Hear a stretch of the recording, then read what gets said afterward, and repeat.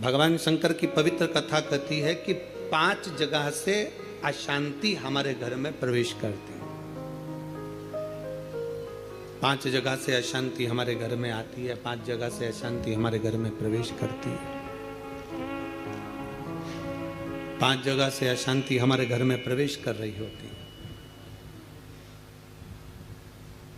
पहला है संसार से, दूसरा है संपत्ति से, तीसरा है संबंधों से, चौथा है स्वास्थ्य से और 5वां है संतान से।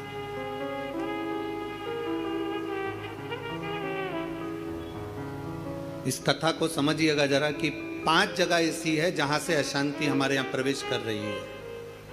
उसमें 5 जगह में एक जगह संपत्ति भी कही है।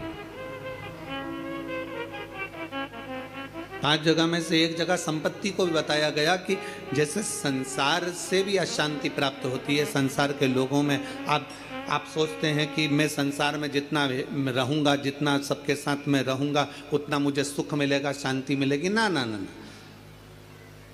स्कंद पुराण कहती है हो नहीं सकता। संसार के लोगों के लिए आप दुनिया भर का कितना भी सुख प्रदान कर दीजिए, किसी के लिए आप अपनी जान भी निकाल कर रख दीजिए, संसार के लोगों के लिए आप अपनी पूरी संपत्ति भी लुटा कर रख दीजिए, संसार के लोगों के लिए अच्छे से अच्छा वस्त्र, आभूषण, माणिक, मोती, रतन जो कुछ दे सकते हो दे दीजिए। उसके बाद भी संसार के लोग कहे बिना रह नहीं सकते। आपको कहे बिना रहेंगे नहीं। आप कितना भी सुख उनको दे दीजिए, आप कितना भी सुख उनको प्रदान कर दीजिए, आपको वो सुख आप दे भी देंगे। एक व्यक्ति अगर अपने घर की शादी में करोड़ों रुपए खर्च कर कर पूरे घर के मेहमानों को, संसार के लोगों को, सबको बुला ले और सबको बुलाने के बाद में वो सबका सम्मान करे, सबका आदर करे, सबका सत्कार करे, सब कुछ अच्छा करे, सबका आदर भी करे, सबका सम्मान भी करे, सबको खूब दे भी और खूब खूब प्रदान कर दे, उसके बाद भी दुनिया के लोग कह देंगे हराम का आ रहा होगा तो लुटा रहा होगा। ये दुनिया की रीति है, ये दुनिया का क्रम है। संसार का व्यक्ति जितना आप विचार करेंगे कि मैं संसार के अंदर रहूं, लोगों के अंदर विराजमान रहूं, मुझे यश ही यश मिले, तो बहुत मुश्किल है। आप दुनिया का सारा सुख दे दीजिए तो भी यश की प्राप्ति नहीं हो सकती। थोड़ा वक्त मिल गया तो मिल गया, किसी ने कह दिया, किसी को आपने देते रहे देते रहे देते रहे तो मिल गया। संसार अशांति देता है। संपत्ति, शिव महापुराण की कथा कहती है, स्कंद पुराण कथा कहती है कि हमारी संपत्ति भी हमको अशांति देती है। जिसके पास कुछ नहीं वो आराम से रोड के किनारे टाट बिछाकर बहुत मस्ती से सोता है।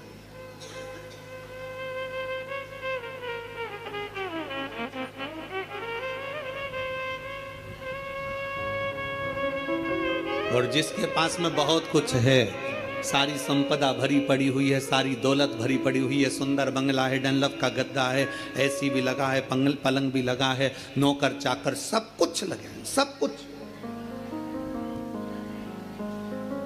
तो भी उसको नींद नहीं आती है। कितना सुंदर कहा गया शिव महापुराण के अंतर्गत, कितनी सुंदर बात कही गई कि शिव महापुराण की कथा, कई लोग कहते हैं गुरुजी आपकी कथा होती है तो वहां 1 किलोमीटर दूर तो गाड़ी रोक दी जाती है। शिव महापुराण की कथा होती है तो पैदल चलकर बहुत दूर तक जाना पड़ता है, बहुत दूर तक।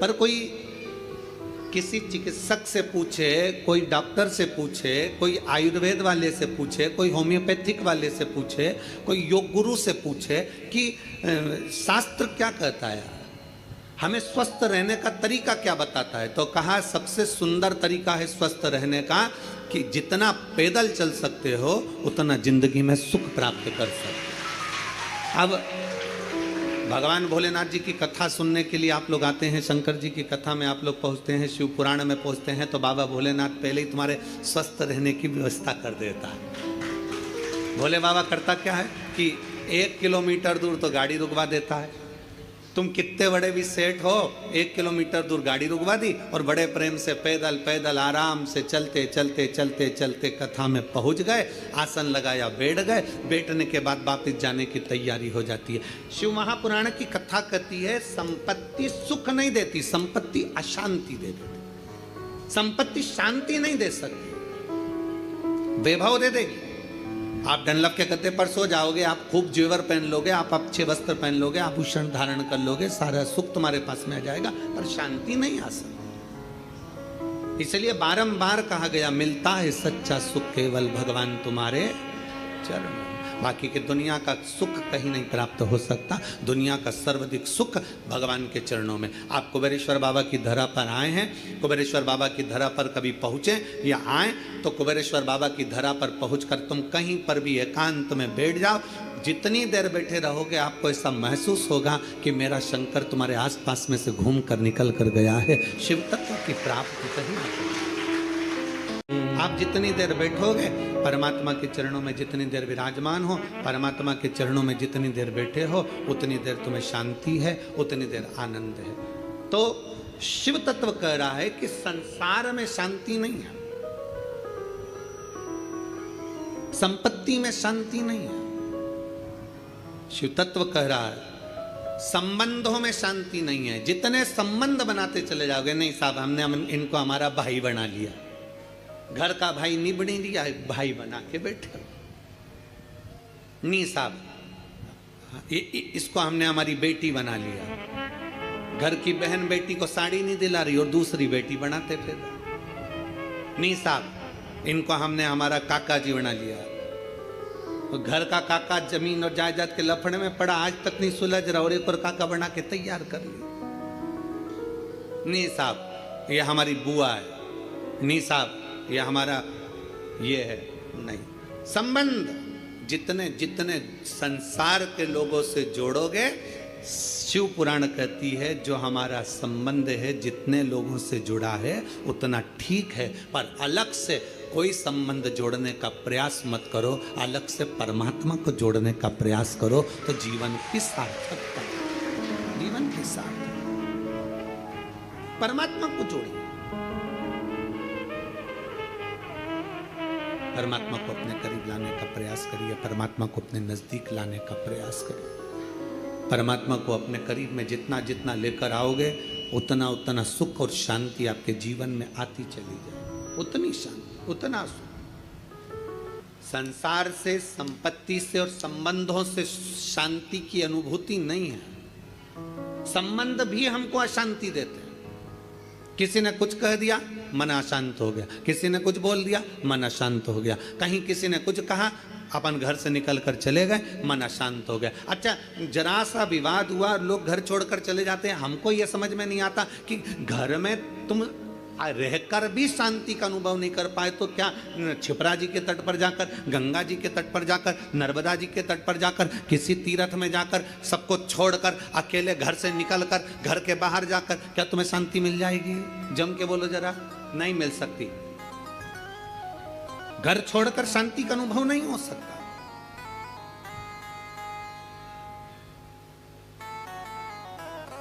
संसार ने अशांति दी, संपत्ति ने अशांति दी, संबंधों ने अशांति दी, फिर अगली अशांति दी स्वास्थ्य ने।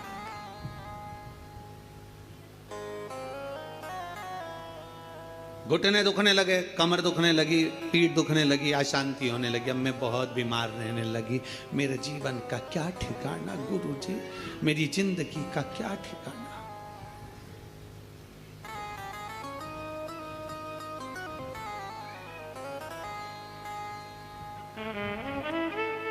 कभी अगर मौका लगे ना, एक बार भविष्य पुराण का अध्ययन करिएगा।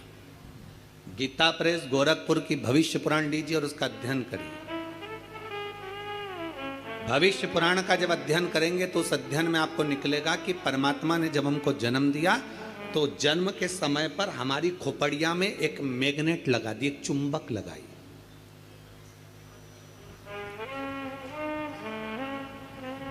परमात्मा ने हमारी खोपड़िया में, हमारे मस्तिष्क में, हमारे भेजे में, हमारे सिर के अंदर, हमारे मस्तिष्क में एक चुंबक लगा दिया। कभी अगर भविष्य पुराण पढ़ें तो उसमें अध्ययन करिएगा, हमारे मस्तिष्क में एक चुंबक परमात्मा ने जन्म के समय पर, पैदा होने से पहले, हमें बनाने से पहले, माता के गर्भ में जब हम पड़े हुए थे, हमारा मस्तिष्क बन रहा था तो इसमें चुंबक फिट कर दिया। इसलिए मरने के बाद जब अंतिम संस्कार होता है, अंतिम संस्कार में जब मुर्दा आधा जल जाता है तो उसकी खोपड़िया को फोड़कर कपाल क्रिया करी जाती है। आपके इधर करते कि नहीं करते वो हमको नहीं मालूम। हमारे इधर की रीति है, बांस में लोटा बांधकर उसमें घी भरकर उसके घर के बेटों से, उसके पोता पोती से वहाँ पर खड़ा करवा के पोते से खोपड़िया में वो डंडा पड़वा कर वहीं घी उंडेलवा कर डंडे को फेंक दिया जाता, उस बांस को फेंक दिया जाता। देखा है आप लोगों ने इसको?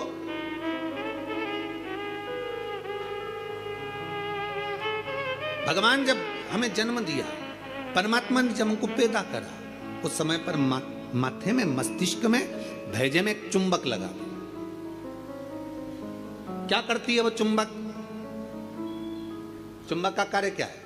चुंबक का कार्य है, अगर आपने पैसा पैसा पैसा पैसा सोचा विचारा, दिन रात पैसे पैसे में लिप्त रहे, तो व्यक्ति वो मस्तिष्क में जो चुंबक लगी है वो पैसे को अपनी ओर खींचती है। मतलब मनुष्य पैसे को आसक्ति के रूप में अपनाना प्रारंभ कर दे।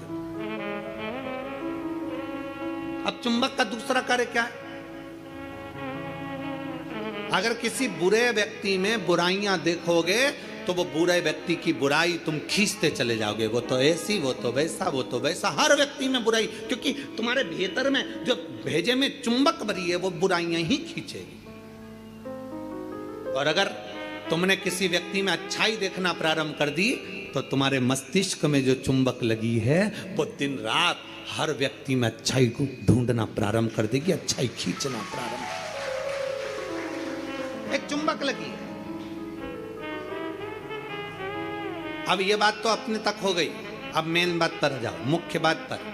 मस्तिष्क में चुंबक लगाकर परमात्मा ने हमको पैदा करा है, एक आकर्षण देकर हमें पैदा करा है, एक चुंबक लगाकर हमें पैदा करा है। चुंबक जब पैसे को खींचती है तो पैसा ही पैसा सोचने में आता है, बुराई खींचती है तो बुराई बुराई हमारे अंदर आती चली जाती है, किसी का क्रोध खींचती है तो क्रोध हमारे अंदर आता चले जाता है। उसी तरह अच्छाई किसी की खींचती है तो हमारे अंदर अच्छाई आती चली जाती है। उसी तरह चुंबक बीमारी को भी खींचती है। हम जब एक बीमारी के बारे में सोचते जाते हैं, मेरे पाँव, मैंने सुना है किसी को पेट में बच्चादानी में गांठ पड़ गई तो मालूम पड़ा कि उसको कैंसर हो गया। मैंने सुना है किसी के घुटने में अगर प्रॉब्लम हो गई तो उसका घुटना बदलाना पड़ा, मालूम पड़ा उसमें ग्रीस कम हो गया। मैंने सुना है कि किसी के हृदय में छेद हो गया, किसी के हृदय में कुछ हो गया, किसी के चेस्ट में गठान पड़ गई तो कैंसर बता दिया गया। ये हम जरा सा हमारे शरीर में दर्द हुआ और हमने वो सोचना प्रारंभ कर दिया। क्या सोचा हमने? कि उसको कैंसर हो गया था, उसकी किडनी खराब हो गई थी, उसका लीवर खराब हो गया था, उसके साथ में यह हो गया था, उसके घुटने बदल पाए, उसको गुजरात ले गए, उसको राजस्थान ले गए, उसको वहां ले गए और उसका शरीर में यह करवाया।